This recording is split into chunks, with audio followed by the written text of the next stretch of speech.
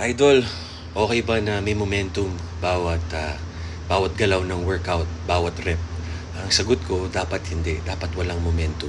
Dapat kung ano yung wina-workout mo na muscle, yun lang. Kung gusto mo ng body sculpting, bodybuilding, pampaganda ng katawan. Ngayon, kung gusto mo ng athletic, explosive, powerlifter ka, pabigatan ng binubuhat, hindi yung proper form, kumbaga lahat ng muscle basta maangat mo lang kasi pabigatan talaga pabigatan, pabilisan, okay yun. Pero kung gusto mong magpaganda ng katawan, healthy joints, healthy body, healthy you, proper form, proper breathing, yan. Idol, paano mo na-maintain yung ganyan katawan mo na 45 ka na? Consistency lang. Siyempre, ini-enjoy ko rin naman yung pagkain, kaya nga tayo nabuhay para enjoyin lahat, di ba?